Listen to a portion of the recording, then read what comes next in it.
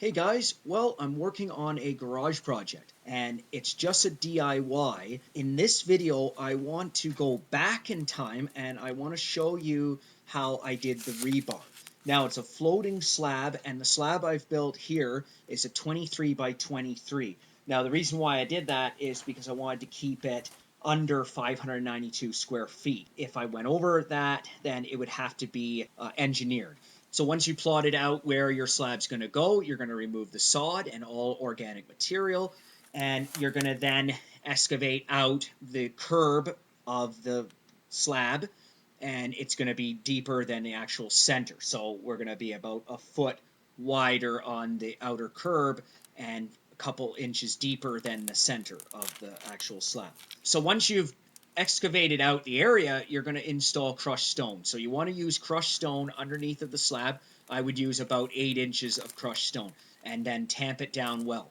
So then the next step is you're going to form up the actual slab, and I don't have a video on forming it. I just used levels. I didn't even use a laser for this, and it turned out pretty well perfect. So the slab that I'm showing in this video is a non-engineered slab. It's under the 592 square feet, so it does not have to be looked at by an engineer or drawn up by an engineer. So it's much easier for a DIYer. And you can see here the minimum requirements that they want in this slab. It's going to be different in all areas, but this particular area, they want the 15 mil rebars, and they're going to run continuous through the footing of the slab, and they're going to overlap in each corner like I've done in the video.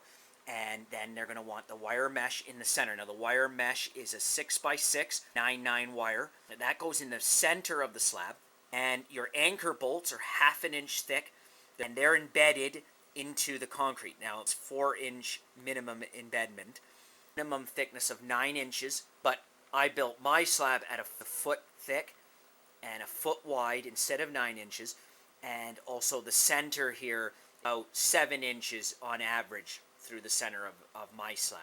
So I have the forming in, and I have the 15M, the large rebar, the 4 of them around the perimeter. So everything's ready to go now. There's plastic underneath, and we're ready for the pour.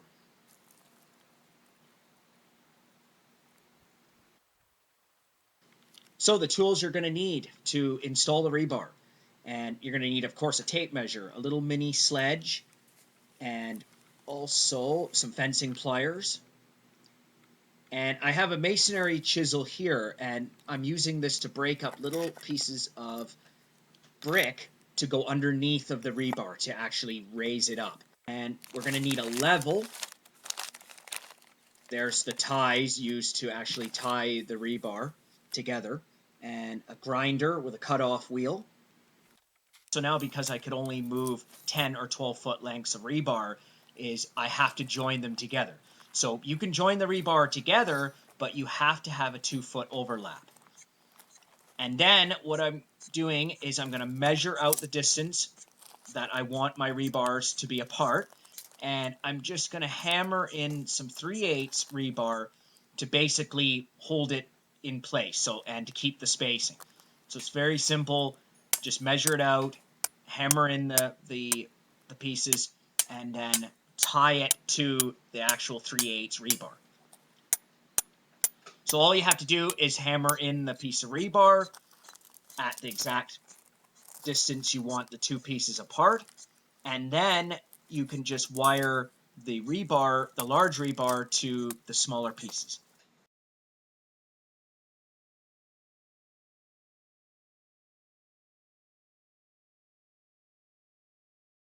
So I'm going to take a level, and I'm going to put the level on top of the rebar so that I have my rebars in place level.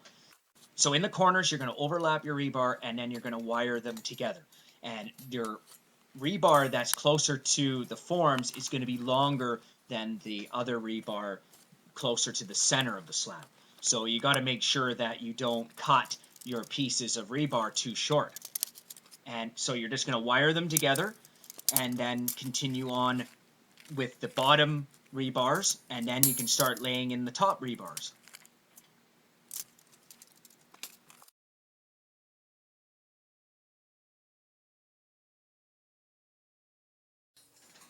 Okay, so you can see that I have the rebar supported on the corner, and I'm just going to connect these two pieces of rebar together before I raise it up in the center.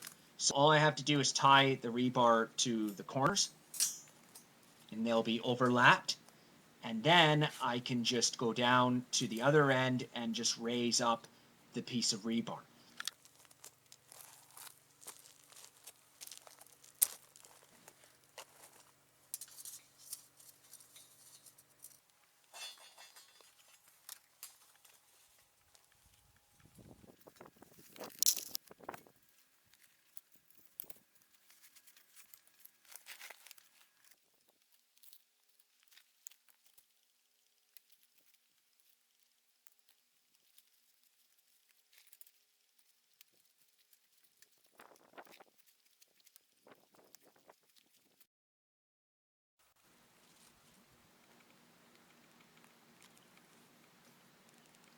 So I have my main rebars in place, and I want to keep the distance between the bottom rebars and the top rebars the same. So I can take my tape measure and check it, and if it's out at the top, then what I can do is put a piece of wire across from each rebar, and I can just tighten it, and that'll keep the rebars in line with each other. So it's really simple.